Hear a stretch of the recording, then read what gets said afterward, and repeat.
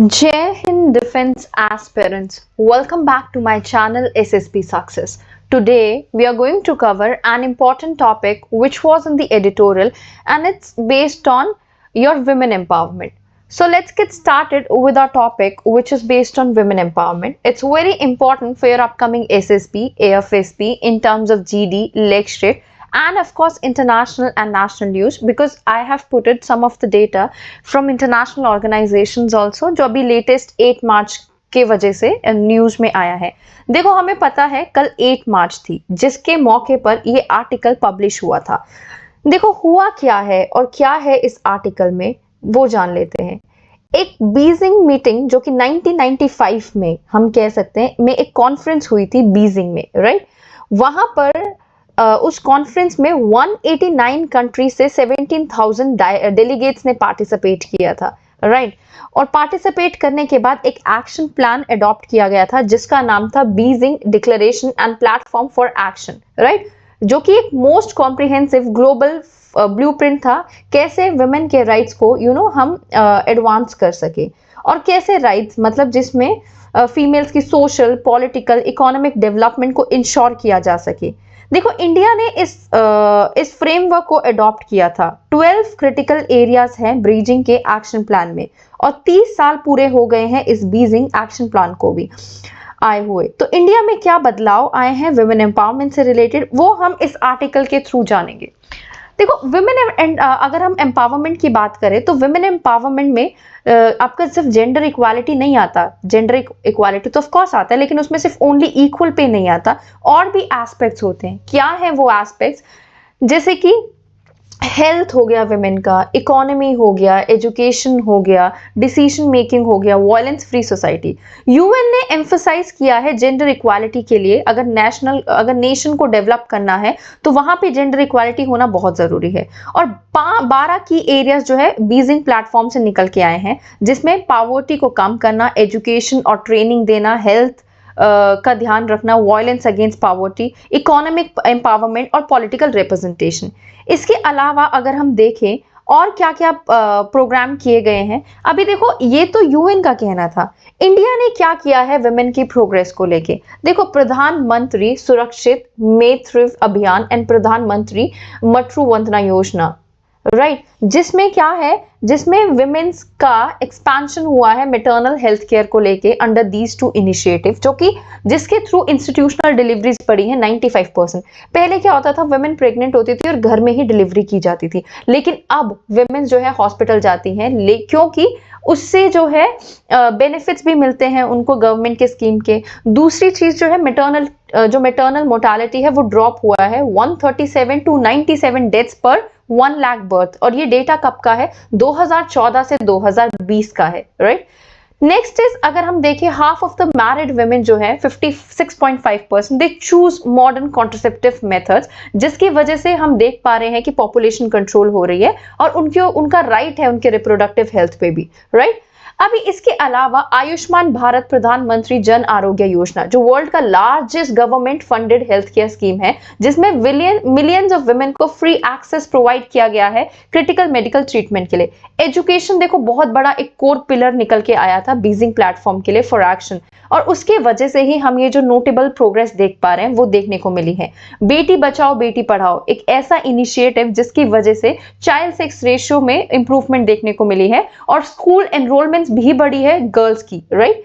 Other than that if we talk about National Education Policy 2020, जिसकी वजह से higher retention rate देखने को मिला है और अपॉर्चुनिटीज देखने को मिली है स्टेम में। Stem is what your science, technology, engineering and mathematics for female.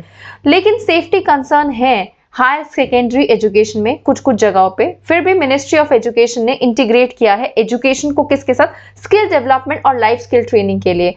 क्या मतलब है कि आप स्किल के साथ साथ आपने एजुकेशन तो दे दी लेकिन आप ऐसे कोर्सेज कराए जिससे बच्चे को जॉब मिल ही जाएगी, राइट।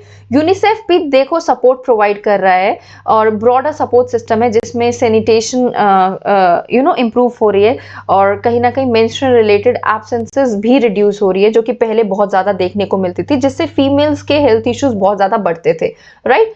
वुमेन का इकोनॉमिक एम्पावरमेंट भी सेंट्रल लेवल पे इंडिया का मतलब कहीं ना कहीं इंप्रूवमेंट देखने को मिल रहा है। नेशनल रूरल और अर्बन लाइवलीहुड मिशन जिसमें 100 मिलियन वुमेन्स कनेक्ट की है खुद फाइनेंशियल नेटवर्क के थ्रू, किससे? Self help group. देखो गवर्नमेंट ने ना सेल्फ हेल्प ग्रुप पे काफी फोकस किया है और ज्यादातर औरतें ही होती है सेल्फ हेल्प ग्रुप पे, जिसकी वजह से उनकी एंटरप्रेन्योरशिप और फाइनेंशियल इंडिपेंडेंस जो है वो बढ़ रही है।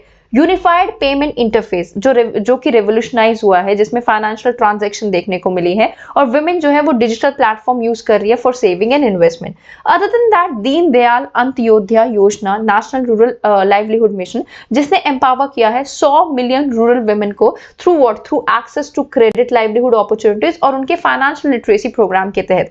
प्रधानमंत्री ग्रामीण डिजिटल साक्षरता अभियान, जिसमें 35 मिलियन रूरल वुमेन को ट्रेन किया गया है डिजिटल लिटरेसी को लेके, और सो दैट वो पीछे ना रह जाए डिजिटल रेवोल्यूशन में लेके।